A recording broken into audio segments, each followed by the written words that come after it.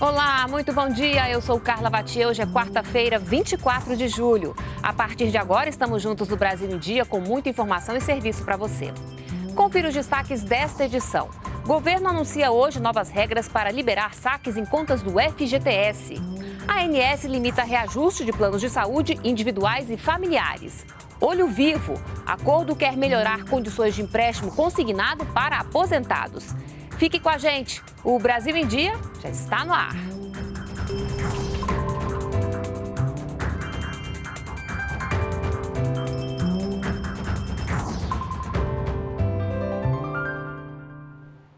São 9 horas e 45 minutos. Estamos ao vivo também pelas nossas redes sociais. A quarta-feira começa com a expectativa do anúncio de novas regras para o saque do FGTS. O governo deve liberar retiradas nas contas ativas e inativas. Vamos então ao Palácio do Planalto conversar com o nosso repórter Glauco de Queiroz. Olá, Glauco, bom dia para você.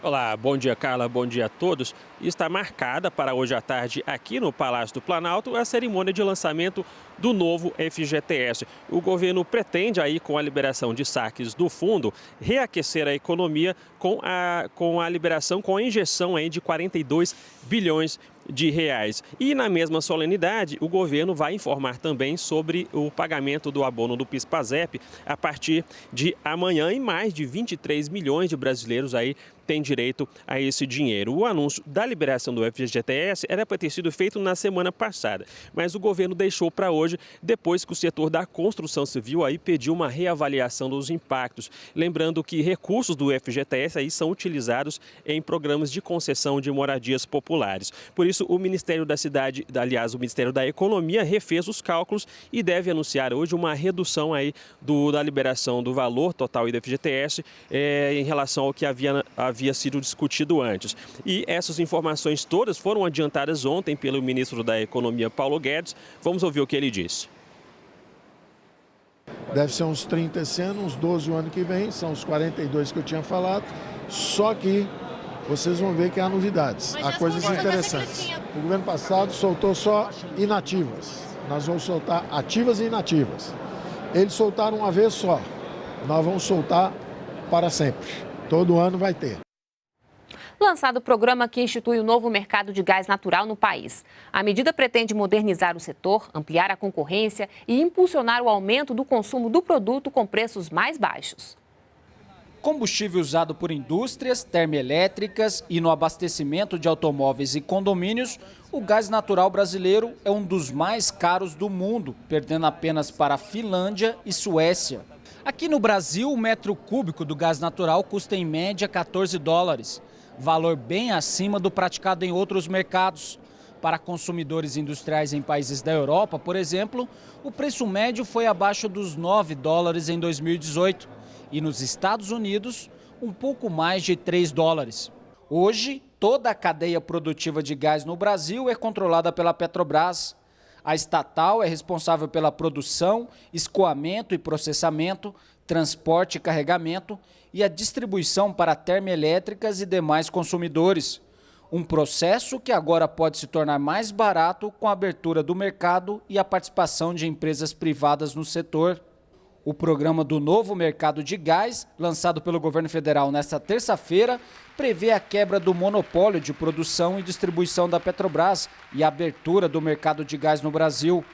Com a medida, o governo espera reduzir o preço nos próximos anos. Nós estimamos que vai ser possível, os nossos cálculos, se caírem 40% em 2, 3 anos, o custo não só da energia, o gás natural, mas também de insumos industriais básicos, porque o gás natural é insumo para petroquímica, para petróleo, para plástico.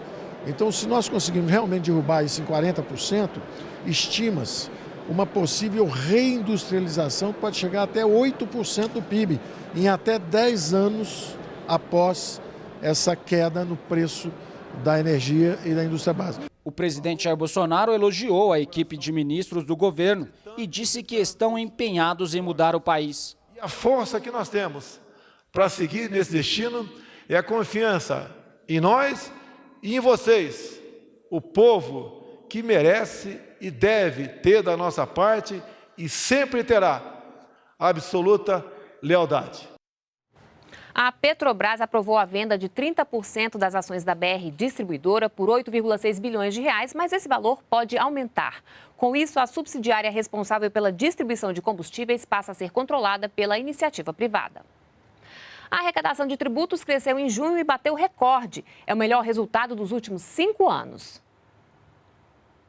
O total arrecadado pela Receita Federal superou 116 milhões de reais, um aumento de quase 8 milhões em relação a junho do ano passado. Ao todo, no primeiro semestre deste ano, a arrecadação da Receita Federal chegou a 726 milhões de reais, 5 milhões a mais do que no mesmo período de 2018. Segundo a Receita Federal, a greve dos caminhoneiros no ano passado desacelerou a economia e acabou influenciando na comparação entre os 2 anos. Mas não foi só isso. Houve também aumento da produção industrial e da venda de bens e serviços. Para o governo, mesmo com aumento na arrecadação, é preciso economizar nos gastos. A arrecadação vem positiva, mas os parâmetros macroeconômicos sinalizam um decréscimo da atividade econômica.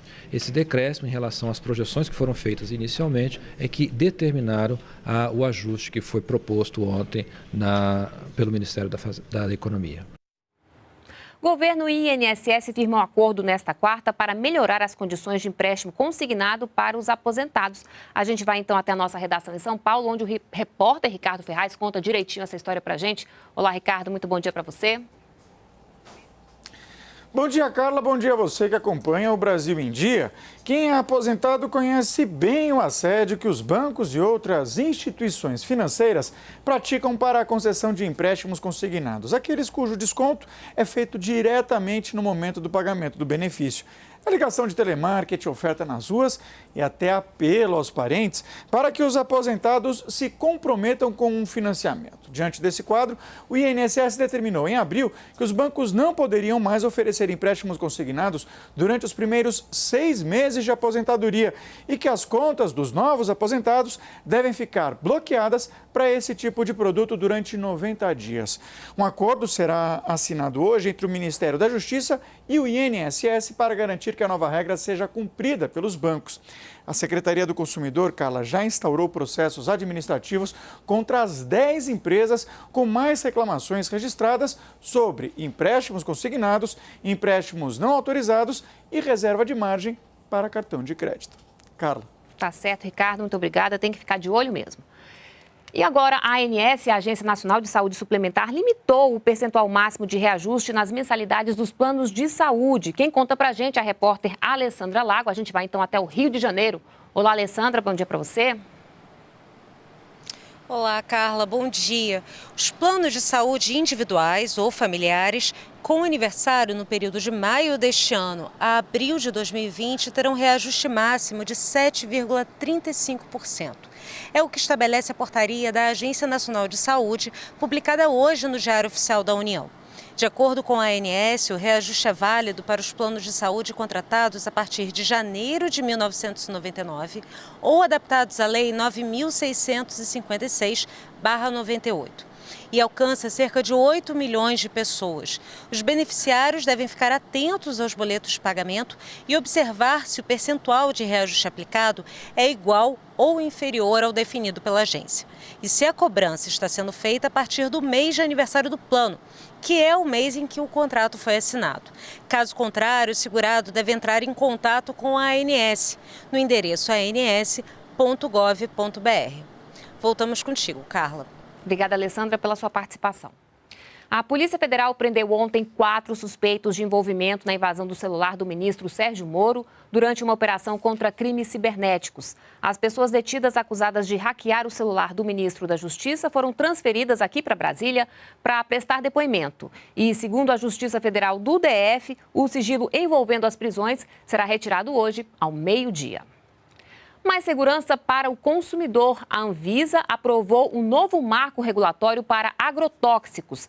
Na prática, ficam mais claros os critérios de avaliação e classificação toxicológica dos produtos, com mudanças na rotulagem, como o uso de palavras de alerta e imagens que facilitam a identificação de perigos à vida e à saúde humana. A nova classificação segue um padrão internacional adotado em 53 países. E agora, a hora de saber como fica o tempo em algumas capitais.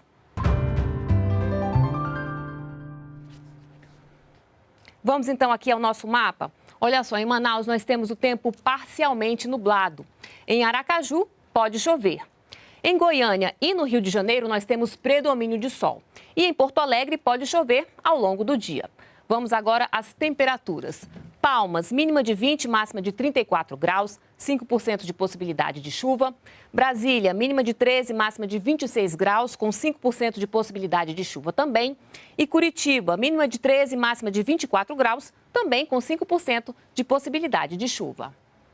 Você sabe o que são cidades inteligentes? Um conceito muito comum em várias metrópoles do mundo deve se tornar realidade também aqui no Brasil.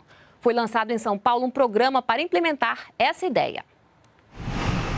Trânsito, poluição, excesso de gente. Na maior cidade do hemisfério sul, sobram problemas e faltam soluções. Falta bastante coisa ainda para melhorar São Paulo. O trânsito não dá para andar, é horrível, né? Em plena era da informação, não há solução para os problemas de uma grande cidade que não passe pela tecnologia. Um dos desafios do século XXI é transformar ambientes urbanos de metrópoles como esse aqui em cidades inteligentes, sob pena de perder tempo, produtividade e investimentos.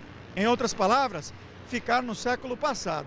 Algumas soluções inovadoras para cidades estão sendo apresentadas nesta feira em São Paulo. Tem poste que avisa quando a lâmpada queima, estações digitais de saúde e programas de computador capazes de escanear toda a cidade e simular situações de emergência, como enchentes. A gente digitaliza a cidade inteira e depois com esse modelo virtual da cidade, nós podemos fazer simulações e projeções do que pode acontecer com a cidade. O governo federal quer coordenar as ações desenvolvidas nos mais de 5.500 municípios brasileiros para transformá-los em cidades inteligentes. Um programa em que todas as cidades possam estar integradas na medida das suas possibilidades e que nós, como governo, possamos estimular que essas cidades sejam cada vez mais desenvolvidas, trazendo mais benefícios para a população. Chegaram ontem em São Paulo 129 militares que estavam a serviço do Exército em Roraima. A missão deles foi a de acolher os venezuelanos que chegam pela fronteira para viver aqui no Brasil. A recepção em solo paulista marca o fim da missão de 3 meses em Roraima, acolhendo imigrantes venezuelanos. Os militares foram recebidos numa solenidade que aconteceu na base aérea de São Paulo, em Guarulhos. Os soldados foram ao norte de forma voluntária e embarcaram no final de abril com a missão de dar apoio logístico aos órgãos públicos e cooperar na ajuda humanitária. Soldados dos 8 comandos militares do Brasil estão se revezando no trabalho em Roraima. Quem vai ocupar agora os postos dos 450 soldados que começam a voltar aqui para o Sudeste são os soldados do Comando Militar do Sul. Essa operação tem sido fundamental para proporcionar um certo bem-estar nesse momento difícil que vive o povo venezuelano.